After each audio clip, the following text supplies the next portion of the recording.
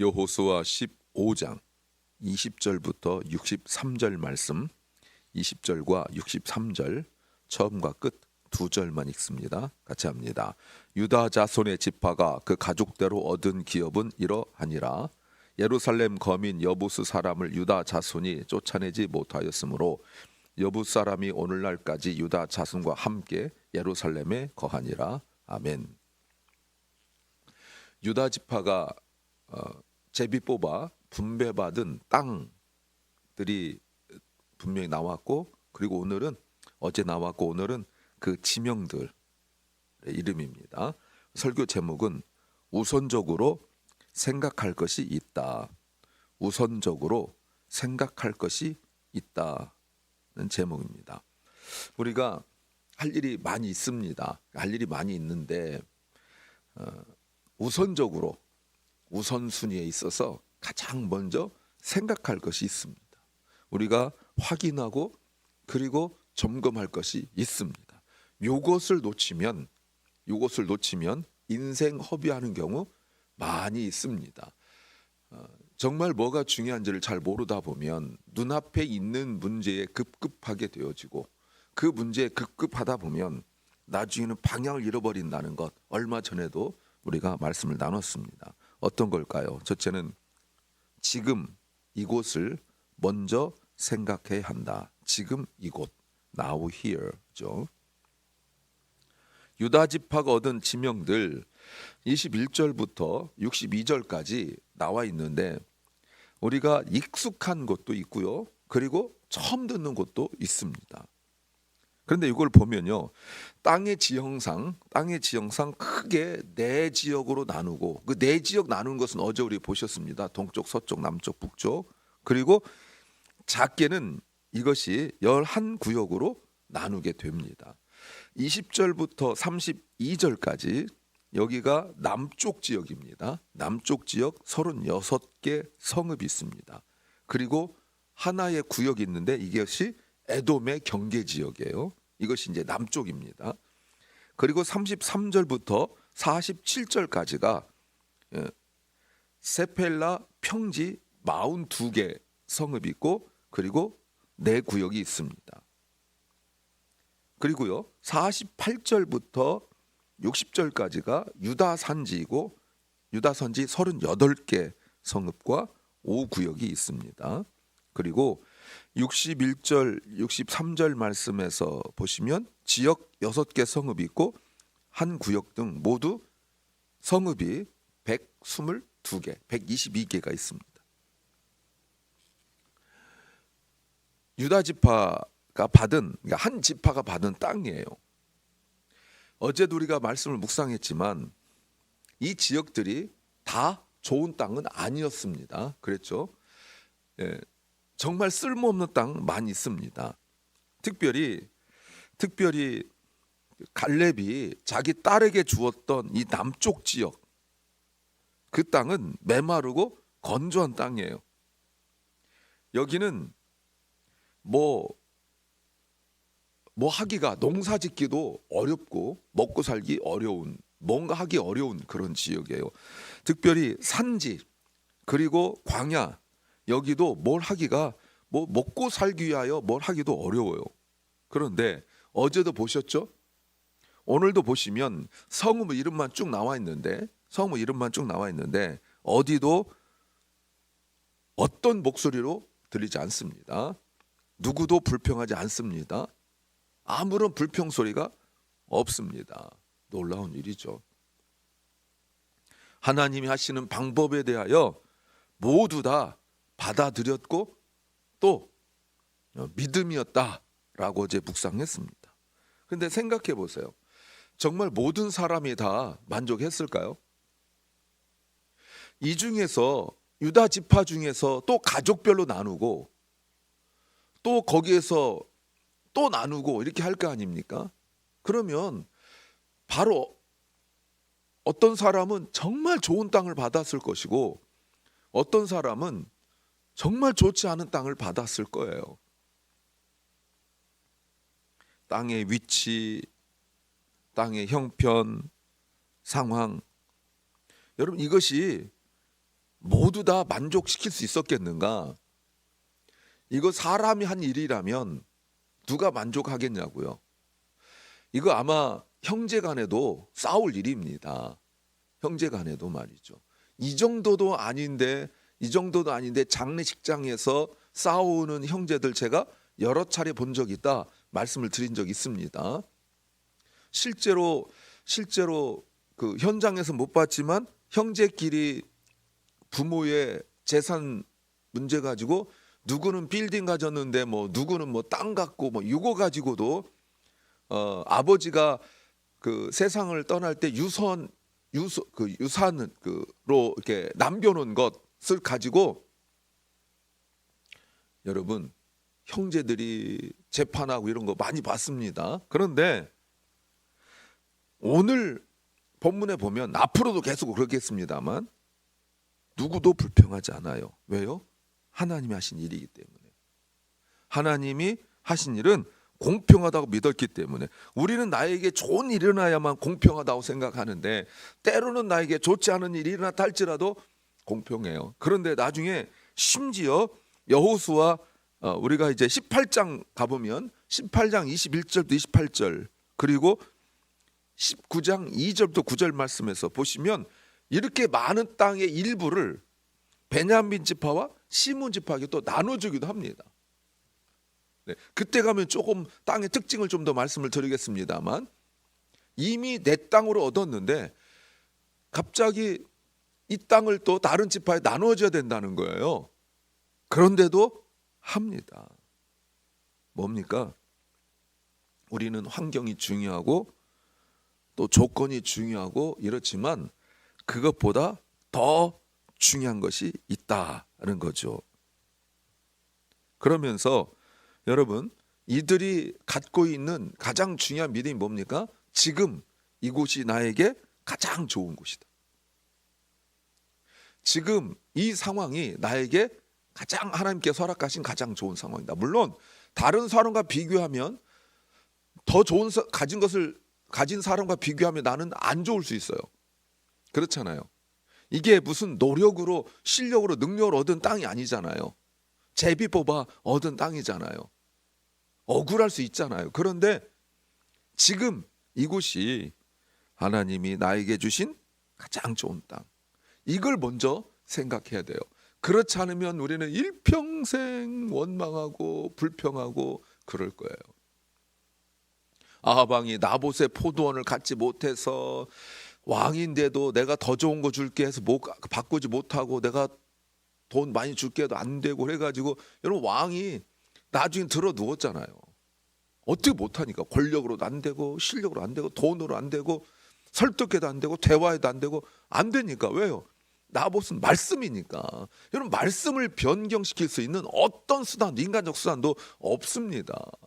나봇이 더 좋은 것이 아니기 때문에 지금 이곳이 하나님께서 나에게 주신 것이기 때문에 그런 거예요.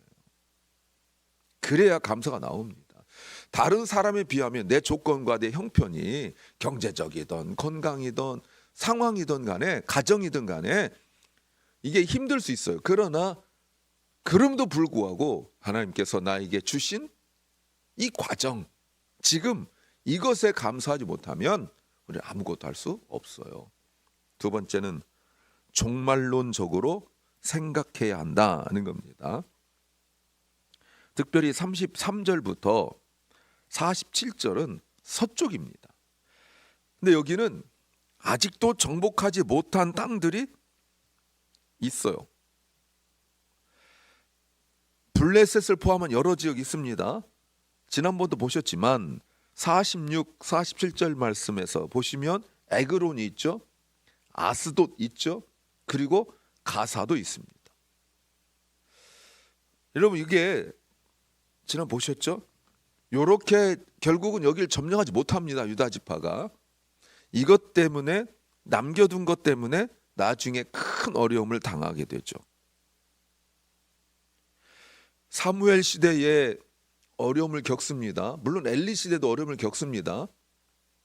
이때 여호와의 법궤를 빼앗기고 엘리 두 제사장의 아들이 죽고 그 소식을 듣고 엘리의 며느리가 그 갑자기 충격받아서 아직 그 출산할 때가 안 됐는데 출산하면서 아이 낳고 여호와 영광이 떠났다 이런 말 하면서 죽고, 그 소식을 들은 엘리 제사장이 둥둥해가지고 그냥 의자에 앉았다가 그 소리 듣고 놀래서 꼬꾸라졌는데 몸이 너무 뚱뚱해가지고 목이 꺾여 죽고, 막 비극에 비극이 막 일어난 것이 바로 남겨둔 것 때문에 그런 거예요. 삼손이 무너진 곳이 가사죠. 예. 이렇게 될 줄 몰랐죠. 근데 우리가 그게 핑계가 될 수 없잖아요. 만약에 내가 집에서 귀한 그 그릇이 있었는데, 이건 뭐 예를 들어서 몇십만 불짜리 그릇이 있었는데, 이거를 내가 보았을 때 치워놨어야 되는데 좀 이따 치워야지 놨는데 애가 지나가다 툭 발로 차가지고 바삭 깨져버리면 그 아이한테 정신 좀 차리지 그랬냐라고 말하지만 사실은 내가 치웠으면 되는 거 아니에요. 이스라엘 백성들이 이것을 치웠으면 되는 거거든요. 안 치워놨더니 나중에 여호와의 법궤 뺏기고 뭐 나라가 엉망이 되어지고 사사가 무너지고 영적으로 무너지고 하는 일들이 막 생긴단 말이에요. 그럼 지금 할 일이 뭡니까? 지금 할 일은 그 땅을 점령하는 거예요. 나에게 준 것을 점령하는 거예요. 우리도 영적으로 해야 될 일 많이 있습니다. 기도도 해야 되고 말씀 묵상해야 되고 기본적으로 해야 될 일들 있잖아요. 이거 안 하고 미적미적대다가 오늘 기도 안 할 수 있고 오늘 뭐 말씀 묵상 안 할 수 있고 그럴 수 있어요. 그런데 이게 나중에 그냥 내버려 두면 언젠가 하겠지. 아니요. 습관이 되어지면 결국 못하게 되어져요. 바빠서 못하고 힘들어서 못하고 나중에 그러다가 게을러 못하고 나중에 그러다가 적응돼서 못하는 거예요. 안 하는 것에. 그러나 나중에 새삼스럽게 하려면 이게 어렵다는 말입니다. 예. 우리가 새벽에 기도하는 것도 물론 이 시간에 일하는 분도 있습니다. 그런데 자꾸 나는 체질이 안 된다, 뭐 나는 아침 못 일어난다, 여러분 그런 게 어디 있습니까? 절박하면 한밤중이라도 나오죠. 아직 절박하지 않은 거예요. 그럼에도 불구하고 달려나오지 못하는 거예요. 자, 그럼 어떻게 해야 됩니까? 지금까지 여호수아가 보여줬던 그 방법, 지금까지 여호수아가 해왔던 방법대로 하는 겁니까? 그게 뭐죠? 기도와 말씀으로. 어떤 일을 결정할 때, 무엇을 할 때 여호수아가 기도하지 않고 했던 일이 있었습니다. 있었죠. 아이성 공격할 때, 그리고 기브온 족속과 약속할 때, 이때 기도하지 않았거든요. 얼마나 큰 어려움을 겪습니까? 그리고 하나님께서 말씀하신 대로 요단강 건널 때 할례를 행하고 유월절 행하고 여리고성 돌고 했던 그 모든 일들 속에서 말씀대로 했을 때 이 일들이 이루어가는 거예요. 우리가 여러 가지 일들을 겪지만 그런 일들을 겪을 때 아무리 힘든 일 할지라도 전쟁보다 더 힘든지는 않습니다. 그런데 여호수아가 보여준 것은 이 전쟁이라 할지라도 기도와 말씀으로 감당하였다. 이게 우리 중요한 거잖아요. 전쟁인데도.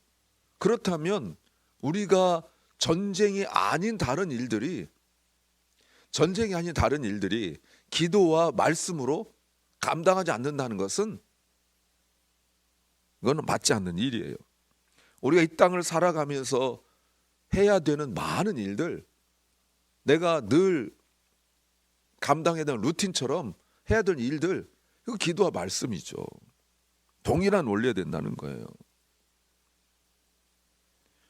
또 하나, 영적이며 종말론적 의미가 있다는 겁니다. 앞으로 이제 집파별 내용이 지명들이 반복해 나올 거예요. 그때 이제 여전히 제가 다 읽지 못하겠지만 개별적으로 꼭 읽으십시오. 그런데 이게 무엇이냐? 종말론적 의미가 있어요. 뭡니까? 이 땅은 이미 차지하지 한 곳도 있지만 아직 차지하지 못한 땅도 있어요. 그런데 하나님께서 네 것이다 하고 주셨어요. 그러면 해야 될 일이 뭐죠? 끝까지 그 땅을 차지하는 일이죠. 종말론적이에요. already 이미 not yet 아직이라는 것. 이미 종말이 시작됐습니다. already죠. 그런데 아직 주님이 오지 않았어요. 그러니까 이미와 아직 사이에 있는 그 긴장, 이게 종말이잖아요. 하나님께서 이 땅을 주셨어요. 이 땅을 주셨는데 이 땅을 주셨지만 아직 얻진 않았어요.